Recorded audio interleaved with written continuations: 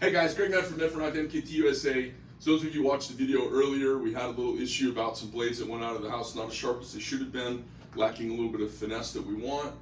And this can happen when your team grows. It can happen when there's a lot going on. You can have some tribal stuff slip off the reservation a little bit. We had some drift in process, and we just wanted to engineer a way to fix that. So we let you guys kind of see behind the curtain how we address that. And then this is the response. So they've already come in and kind of told me what they had in mind. I said, oh shit, we should have recorded this. So it's a little bit of a replay. We're acting a little bit. So bear with us. This is Isaac. Isaac, how long have you owned the company now? In about 5 days, it'll be 4 years. 5 days, it'll be 4 years. You're lead in the grind room. Joe is senior to you in the grind room. Spencer's a little senior to you in the grind room, but you have the unbroken time and the desire for it. And then Robert, I think Thursday's 3 years with you, right?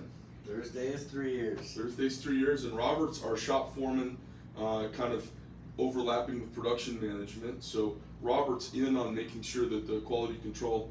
Various times we've had things around the building, and when he was at the surface grinder, double disc grinder, and water jet, we had been running along kind of tribal knowledge, and the accuracy of that have drifted in relationship to our speed. And so we set some QC over there. I remember at the time I had Jason booked him in once a week to do QC, and all of a sudden, boom, the quality went to really high, which is where we always wanted it. But what happens is, if you're not checking stuff, it can drift because maybe people think that's not as important as other stuff that they're focused on at the moment. So one of my favorite sayings in manufacturing is that what did I What's say? measured gets done. Yeah, that which measured gets done. And Donald Trump had one of the best kind of parallels to this. And he said he had taken over the ice rink in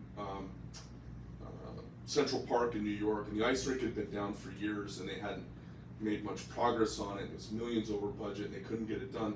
And he was renovating a hotel across the street, and he was an eyesore having this construction. So he went to the city. He's like, "Hey, what's going on?" And they said, "Oh, we're having this problem and that problem." He says, "Hey, I'll take care of it. I'll have it done.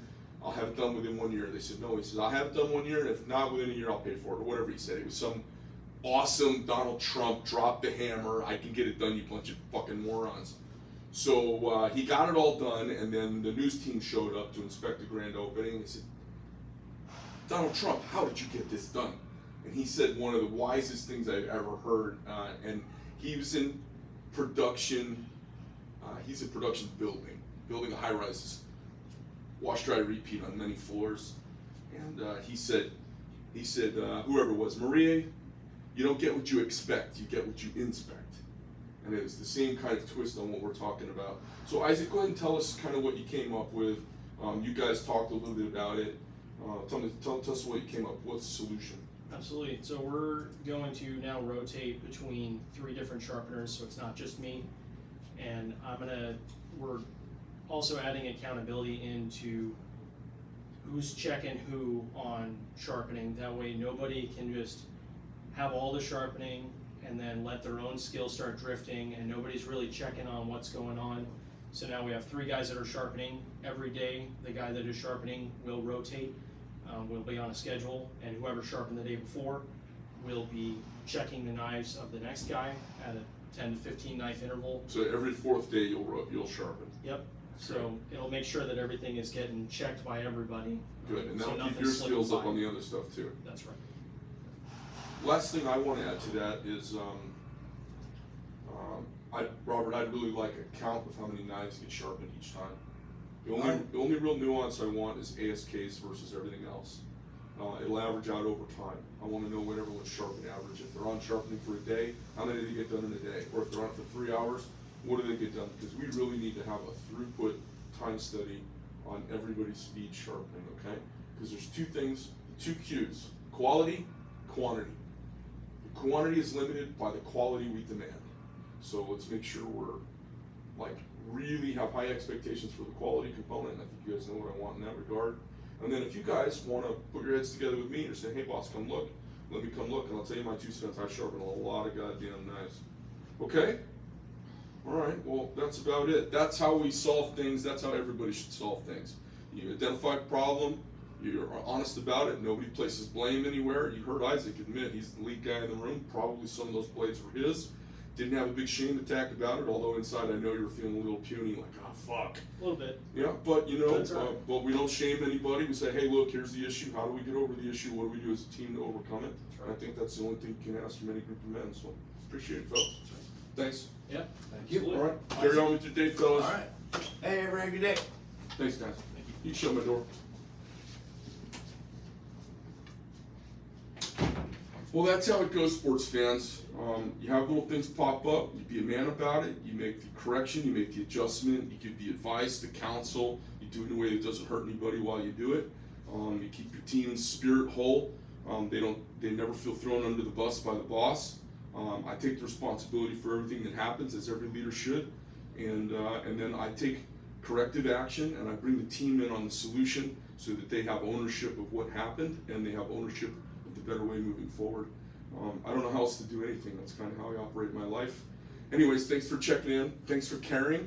And to the guy who put up, which was a slightly cunty video, it's fine. I harbor no animus. The guy buys our knives, and I'm happy that he's a customer. But if you guys ever do have an issue, we're not sending out thousands of things fucked up. We're sending out occasionally some, we send out thousands of things right, and some stuff slips through the cracks.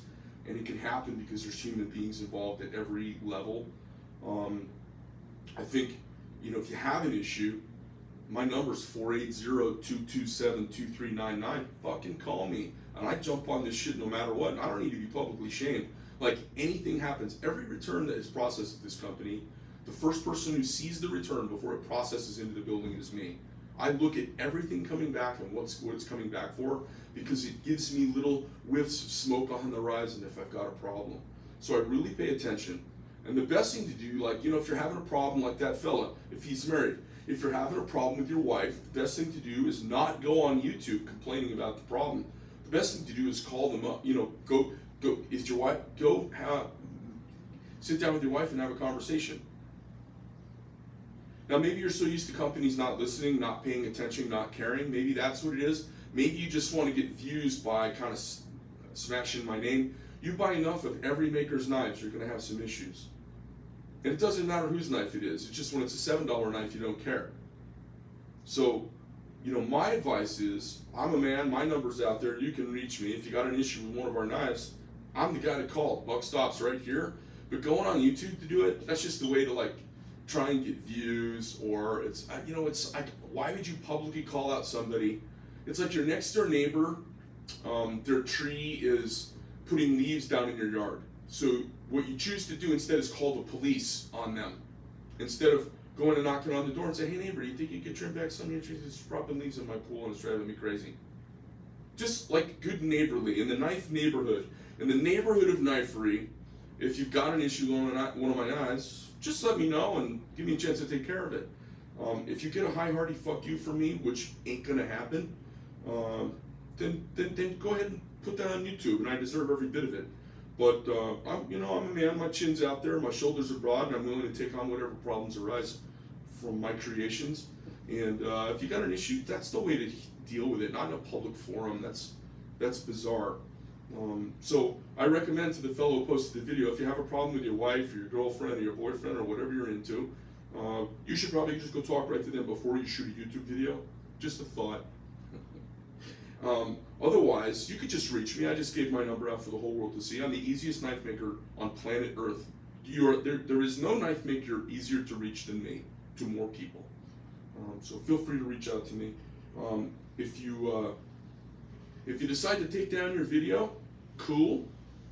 I would prefer to not become perpetually slandered, besmirched for part of the human condition of handmade. But if you leave it up there, that's okay too. I'm not afraid of it. I tackle I consider this bullshit. It's bullshit because, one, that it happened, it makes me mad. Two, nobody talked about it with me in a gentlemanly way. Three, went right to tattletale in the public forum, which I think is just a straight up cunty move, and I'm not a fan of it. But hey, you're absolutely right. You buy a $600 knife or $585 knife, you shouldn't have to encounter that. But they're handmade and they're made by human beings. They're not put on a jig, they're not put on a fixture. It's not a machine doing that, it's a human being. So stuff happens because human beings are not perfect creatures and entities. I think everybody's seen we address this stuff very seriously. And if you want to take the video down, you're welcome to DM me and let me know you took it down. If you leave it up, you're willing to tell me to fuck off too. It's okay. I appreciate you buying our stuff. I appreciate you having an issue, and I appreciate taking care of it. And I also appreciate tightening up my. You don't have to publicly humiliate or try to publicly embarrass or publicly call somebody out when all I'm ever trying to do is make an awesome product. And I reacted like this 2 weeks ago to a similar thing that had happened. It's just what happens, and there's nobody who takes pride in what they do who's not going to pay attention to stuff. It's a big damn deal. So I don't know. I'd appreciate if the video comes down, but if it doesn't, it's okay, and we'll always take great care of you. Anyways, I'm signing off. Greg Medford from Medford Knife and Tool, MKTUSA, the American manufacturing movement, accountable like nobody else in this country.